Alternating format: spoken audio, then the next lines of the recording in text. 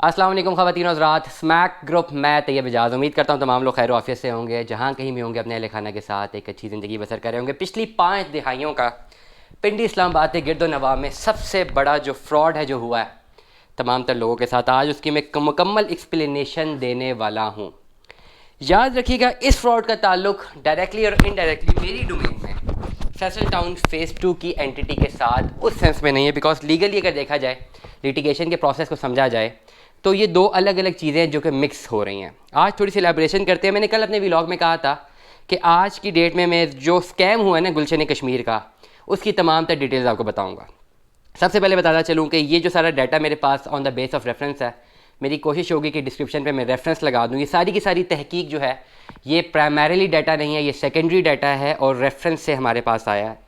Description पे कोशिश रहेगी कि उनके तमाम तर जो रेफरेंस हम लगा दी जाएँ ताकि क्रॉस वेरिफिकेशन के लिए आसानी हो। जो इन्फॉर्मेशन मेरे तक आई है मैं वो इन्फॉर्मेशन आप लोगों को कम्युनिकेट कर रहा हूँ। इस वक्त पिंडी इस्लामाबाद का सबसे बड़ा स्कैम हुआ है गुलशन कश्मीर। ऑफिस क्लोज़ हो चुके हुए हैं और जितना पैसा गुलशन कश्मीर के लोग के नाम पे लिया गया था वो सारा का सारा ख़त्म हो चुका हुआ है। और सोने पे सुहागा ये कि जो ज़मीन दिखा के फ़ाइलें बेची गई हैं, एंड ऑफ द डे जाके वो सारी की सारी ज़मीन फैसल टाउन फ़ेज़ 2 को फ़रोग़ कर दी गई है। अब मैं अगेन ये बात करूँगा कि ये जो नॉलेज है, ये जो इन्फॉर्मेशन है, ये on the basis of secondary data, इसकी डिटेल में जाएंगे। लेकिन करंटली जो गुलशन कश्मीर में हुआ है ज़रा बताते चलते हैं आप तमाम तो लोगों को। मैं हमेशा एक बात करता हूँ ना अपने व्लॉग्स में कि जो लोग भी प्रॉपर्टी में जुगाड़ सोचते हैं ना, एंड ऑफ द डे उनके साथ ऐसा ही होता है। और कुछ ऐसा ही हुआ है गुलशन कश्मीर के लोगों के साथ जिनकी इन्वेस्टमेंट वहाँ पे थी। जी, गुलशन कश्मीर के ऑफिस क्लोज हो चुके हैं। अलहरम सिटी दानियाल ब्लॉक के तमाम तर अफेक्टी जो हैं वो इस वक्त सरापा एहतजाज है। शेख साहब थे, कुछ शेख बरदरान थे पिंडी इस्लामाबाद के, बड़े माया नाज बिजनेसमैन, प्रॉपर्टी टाइकून। 110 साल उनकी उम्र। गुलशन कश्मीर 1988 से उन्होंने सेल करना शुरू किया है, बल्कि 1985 से ही सेल करना शुरू कर दिया था। 38 सालों तक वो गुलशन कश्मीर के नाम पे लोगों से जो हैं किस्तें लेते रहे हैं और करंट डेट तक तो काफ़ी ज़्यादा पैसे जो है वो ले चुके हुए हैं। और सारा उस जो लैंड उन्होंने दिखाया था ना गुलशन कश्मीर का, इसमें फिर दानियाल ब्लॉक भी आता है, अलहरम सिटी का दानियाल ब्लॉक है, फिर दानियाल टाउन भी है, काफ़ी चीज़ें हैं। जो लैंड दिखा के लोगों को सेल किया ना Gulshan Kashmir, end of the day जाके सुनने में ये आ रहा है अकॉर्डिंग टू द सोर्सेज कि वो सारा का सारा लैंड फैसल टाउन फ़ेज़ 2 की मैनेजमेंट को लीगली बेच दिया है, क्योंकि रजिस्ट्री इंतकाल उनके पास थी। सारा लैंड जो है जो इन्होंने बेचा है वो फाइलों में बेचा हुआ था, अलॉटमेंट लेटर फाइलों के थे, दफ्तर यहाँ पे मौजूद था। डेफिनेटली रजिस्ट्री इंतकाल नहीं थे सबके, तो लीगली तो लैंड उनके पास ही थी और definitely and of the day जिस मर्जी को जाके बेच दें और वो बेच चुके हुए हैं। That is another debate, we will discuss it later on. Currently ज़रा स्कैम बताता चलूँ कितना बड़ा ये स्कैम हुआ है। भाई 9 सेक्टर थे गुलशन कश्मीर के, हर सेक्टर की 5 एक्सटेंशंस थी, मल्टीप्लाई बाय 5, हर सेक्टर की 5 एक्सटेंशन दी। टोटल 40 सेक्टर जो कि डॉक्यूमेंटेड बनाए गए थे उस वक्त। 7000 कनाल पे गुलशन कश्मीर था। 1985 से लेकर 2023 तक बेचा गया, रजिस्ट्री इंतकाल कोई हुआ ही नहीं। कुछ खसरों पे हुआ, 100 के एक प्लॉट थे, 100 या 200, कुछ सैकड़ों में प्लॉट थे जिनमें रजिस्ट्री इंतकाल उन्होंने दी है। 50,000 से ज़्यादा अलॉटमेंट लेटर तक भी इशू कर चुके हुए हैं, जिसकी 2023 तक इंस्टॉलमेंट लेते रहे हैं।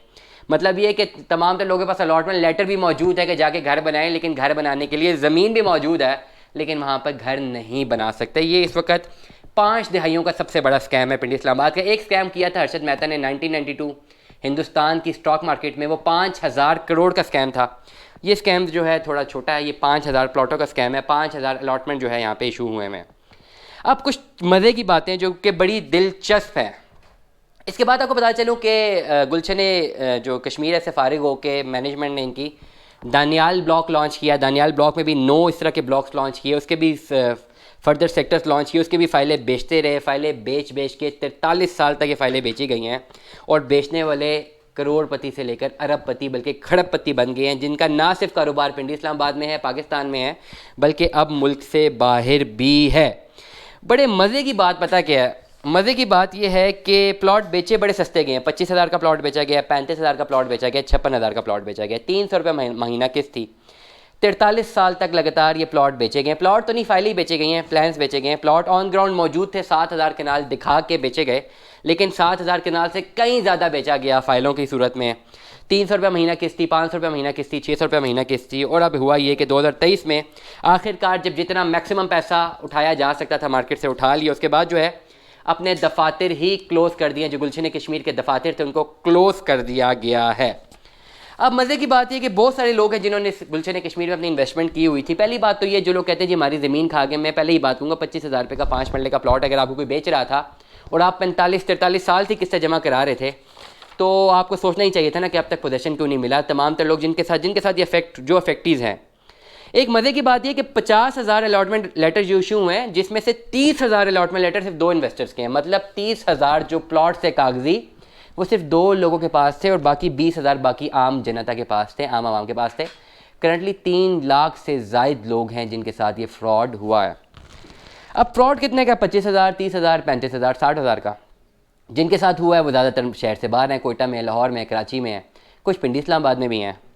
अब जो बेचारे शहर से बाहर हैं वो अगर आते हैं और फ्रॉड के अगेंस्ट कोई भी अपनी लिटिगेशन के प्रोसेस में जाते हैं, तो इतने उन्होंने पैसे दिए नहीं हुए कई सालों में जितने से ज़्यादा उनका एक आने जाने का खर्चा है। कोई कोयटा से यहाँ पे आता है और जाता है तो आने जाने में 40-50 हज़ार रुपया करंट जो हालात चलें लग ही जाता है। तो 25-30 हज़ार रुपये उन्होंने महाना पिछले कई सालों में दिया हुआ है, तो वो कहते हैं छोड़ो इन पैसों को, मज़ीद क्या करना है।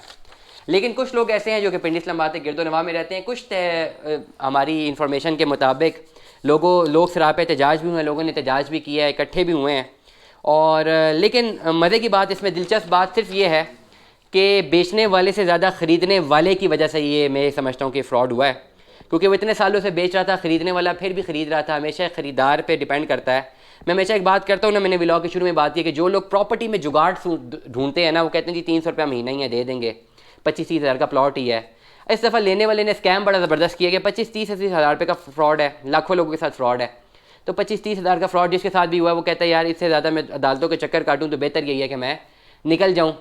और कोई अगर वकील हायर कर भी ले, तो जिसने 15 अरब रुपए का फ्रॉड किया है, 15 अरब रुपए की करप्शन है, फ्रॉड कह लें, वो चंद लाखों के वकील आराम से हायर कर सकते हैं। दीवानी मुकदमात होते हैं और दीवानी मुकदमात सालों साल चलते रहते हैं। तो इसलिए जिसका 25-30 हज़ार रुपये का प्लॉट गया है, फाइल गई है, प्लॉट तो था ही नहीं ना, खाली धोखाधड़ी से प्लॉट बेचा गया था, तो 25-30 हज़ार रिकवर करवाने के चक्कर में उसका 2.5-3 लाख रुपया मजीद लग जाना है और फिर 25-30 हज़ार रुपये फिर भी रिकवर नहीं होना है। करंटली ये है सारा का सारा गुलशन कश्मीर का वाक़या, जिसमें गुलशन कश्मीर का नाम है, अलहरम सिटी है, दानियाल ब्लॉक है। पहले दानियाल टाउन का नाम था, फिर इसको कन्वर्ट किया गया दानियाल ब्लॉक में। शेख बरादरान जिनका नाम आ रहा है इस पर्टिकुलर पूरे के पूरे स्कैम में, और हर ज़बान ज़द-ए-आम है। अब प्रॉपरली सोर्स इंशाल्लाह गिवन है डिस्क्रिप्शन पे, सोर्स आप देख सकते हैं। लेकिन करंटली अब हो क्या सकता है, और करंटली अब बहुत बड़ा डिबेट शुरू हो रही है ना कि ये लैंड फैसल टाउन फेज़ 2 का फ़रोख्त हुआ तो अब क्या होगा। अगर तो फैसल टाउन फेज़ 2 को सारा का सारा लैंड लीगली फ़रोख्त हुआ है फिर तो कुछ भी नहीं हो सकता। अगर इलीगली फ़रोख्त हुआ है फिर शायद कुछ हो सके। अगर तो लीगली फ़रोख्त हुआ है या इलीगली फ़रोख्त हुआ है, इसका जिम्मेदार सिर्फ और सिर्फ ZM group Faisal town phase 2 की मैनेजमेंट है। And I know they are well equipped enough, well knowledge enough. मैंने कल भी अपने इस व्लॉग में बात की है कि they know how the litigation is done. मेरा नहीं ख्याल कि इतना बड़ा कुछ स्कैम होता, या मेरे अभी तक ऐसी कोई सदाकत न्यूज़ भी नहीं है कि यही लैंड जो है फैसल टाउन फेज़ 2 को बेचा गया है, क्योंकि चौधरी मजीद साहब का एक बड़ा अच्छा नाम है मार्केट में, बड़े बड़े रियल स्टेट डेवलपर उनके साथ कनेक्टेड हैं। मेरी अकल, मेरी फोरकास्टिंग इस बात को नहीं मानती कि ये डिस्प्यूटेड लैंड उन्होंने परचेज़ किया होगा फैसल टाउन फेज़ 2 के लिए, क्योंकि अभी तक प्रॉपर्ली जो एक अथेंटिकेशन न्यूज़ है, उन्होंने यही कहा है कि हमारा जी एक पर्टिकुलर चक्री पे एक साइट है जो उन्होंने रकबा परचेज़ किया, उसका LOP भी रहता है, NOC भी रहता है, but yet they had sold 7 all plots in 6 to 7 days। अक्टूबर 2022 में उन्होंने 6 से 7 दिन में सारे के सारे प्लॉट बेचे हैं। तो definitely it's a huge benchmark. Faisal town phase 2 पे ये स्कैम कैसे असरअंदाज होता है, कैसे नहीं होता, ये तो आने वाला वक्त ही बताएगा। हमें लगता है कि नहीं होगा, अगर होता भी है तो ZM group is responsible, Faisal town phase 2 is management is responsible. लोगों ने अरबड़ पे इन्वेस्ट किया हुआ है, definitely they will get the plot and we are confident they will get the plot. Currently मेरा काम था, मेरी जॉब के साथ मेरी ऑनेस्टी थी कि हर सच्चाई आप तमाम लोगों तक पहुँचाई जाए। गुलशन कश्मीर की जो भी सच्चाई थी, किसी भी खौफ ख़तर के बगैर इंशाल्लाह हम तमाम तर अपडेट्स आपको देते रहेंगे। दुआ में याद रखिएगा, अपना बहुत सारा ख्याल रखिएगा। आज smack group marketing and sale के ऑफिस से आप तमाम तर लोगों से मुखातिब हूँ। नॉर्मली मैं कोशिश करता हूँ कि आराम से ज़रा सुकून में ही व्लॉग किए जाएँ, क्योंकि डेफिनेटली ऑफिस में व्लॉग शूट करना it's a difficult thing for me because there are lot of people, lot of rush over here. लेकिन एनीवेज दुआ में याद रखिएगा, अपना बहुत सारा ख्याल रखिएगा। Stay tune with us. अल्लाह हाफिज़।